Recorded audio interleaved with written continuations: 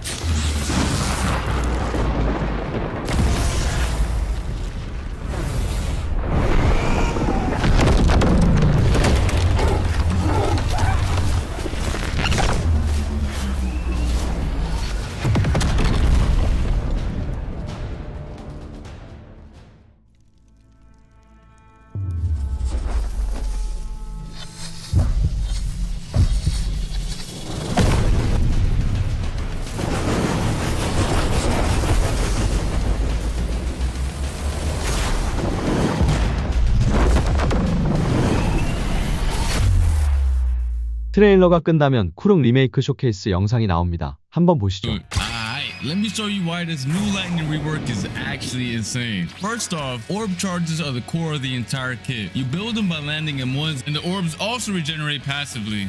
The more you have generated, the more attacks you're able to throw out. Alright, so now let's get into the moves. The first one is a Z skill, which has 3 different versions. And every single one has a purpose. And I'm gonna call them Z1, Z2, and Z3. Alright, the first one is gonna be Z1, which costs 1 orb. It's a fast projectile that explodes on contact. It's great for quick pressure and poking at range.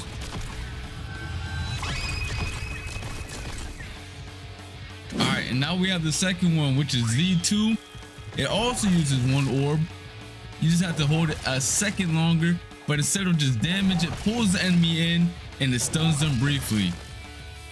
It's perfect for setting up combos or catching opponents that are trying to escape. Alright, and then we have the Z3, which costs 2 orbs to use. It launches you forward and sends out an electrified dragon that explodes on impact. It's really fast, it hits hard, and covers a lot of space. But it also has a hidden ability. If you're close enough, it turns into a grab that unleashes a full combo on your opponent. It's aggressive, flashy, and super satisfying when it lands. Next up, we have the X move, and this one's cold. It creates storm clouds similar to the old version of the fruit. They stay up, they linger, and they're not just for show. These things are the setup for some of the nastiest interactions in the kit, which I'll be showing you guys later on throughout the video, so stay tuned. Now we got the C move. The C move is still based on the previous version, but now it's been completely leveled up and upgraded. Same concept, but the range, the visuals, and the overall impact are on a whole different scale. This was my favorite one.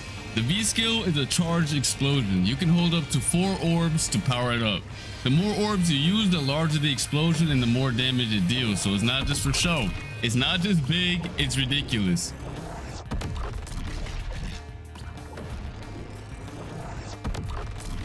And then we also have the F skill, your teleportation. On its own, solid mobility. But if you charge it with 1 extra orb, it deals damage and chains enemies. Every single dash costs 1 orb. That means you can dash up to 4 times if you have 4 orbs. This fruit also has some hidden abilities intended for PvP players to create longer combo chains. Let me show you how the Z skill can interact with the X skill's lightning clouds. When I cast these lightning orbs into the sky, they will actually get absorbed into the lightning clouds. As the clouds absorb the orbs, it will extend my lightning strike combo for a much longer time. And if you think that's powerful, watch as I use a third Z ability, the Z3 Dragon, in the same way. When your dragon touches these clouds, the clouds will enhance your electrified dragon and allow you to aim this raging beast back towards the ground below.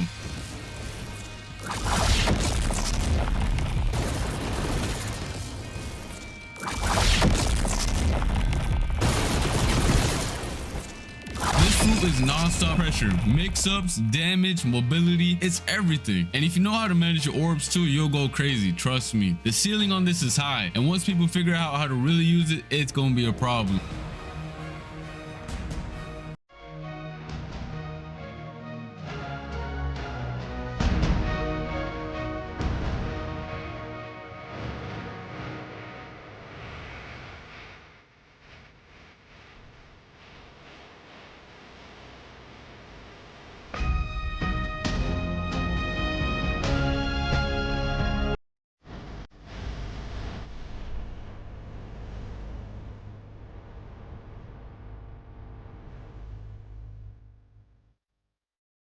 Next up, we have fishing. To get started, pick up your rod and throw it out into the water. From there, it's just patience and quick reflexes when the bite hits. Oh, I actually caught something. When you hook a fish, you'll see an indicator pop up above your head. You're gonna have to react fast and click on it to lock it in. From there, the real challenge starts. You're gonna be reeling it in while keeping the fish icon inside the box the whole time. Don't mess up. If you slip up too often, it's gonna disappear. It's gone. See ya. Yo, it's a terror fish. That one's a mythical. It is pretty heavy too. The rarer the fish, the harder it's gonna fight back during the minigame. Unless you leveled up your fishing skills and actually put in the practice. Then you can start snagging the big ones like it's nothing. That's how the fishing minigame works. But before you can start reeling anything in, you're gonna need the right gear. Head over to the fisherman NPC and he'll hook you up with your first rod. As you can see, he just hooked me up with my first rod and some bait to get started. You can also talk to him to craft more bait, which you'll definitely need if you plan on fishing for a while. The fisherman also has a fishing level menu, and here's how the upgrade works. Casting upgrades when you land perfect casts. Bait effectiveness upgrades as you craft more bait. Lure upgrades based on how much of the minigame you keep your lure locked onto the fish. And your fishing level upgrades with every fish you catch. Rare fish giving you even bigger boosts. After a while, you're gonna want to go after the big catches. And trust me, you're not ready for those yet. You're gonna need a sturdier rod and some better bait before you can even think about reeling in the good stuff. And we have just the NPC you need for this. The new angler NPC can be found in each sea, offering a set of time-gated quests with different rewards. Complete these quests and you'll unlock the ability to craft or purchase a brand new rod and special baits, both of which will make your fishing journey a whole lot easier. Alright, with that handled, you're ready to get started. C2 now has some of the common sea events, giving you more ways to earn materials so you don't always have to camp out in C3 for them. Alright, and those materials can be brought straight to the dragon stage, who now randomly appears across the map in either first or second sea, just like how the aura dealer shows up. On top of that, you can now use scrolls to enhance your fishing rods with special buffs. And let me tell you right now, the cursed fishing rod buffs are actually insane. And to make it even better, fishing can now earn you normal EXP. So leveling up isn't locked to combat anymore. If you want, you can grind your way to higher levels just by fishing. But fishing isn't just about fish. You can pull up treasure chests packed with rewards, rare fruits if you're lucky, maybe even a boot. And sometimes you can even find secret recipes you won't find anywhere else. Speaking of recipes, we've also got a brand new crafting system in the game. Once you got your materials, open your inventory, click on those wooden planks and hit the use button to set up a campfire. Alright, and now it's time to get to crafting.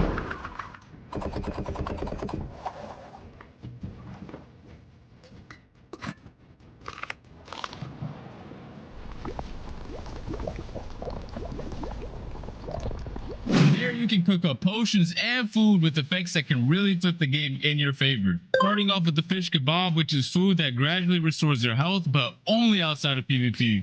Then we have the lava potion, which gives you complete immunity to lava.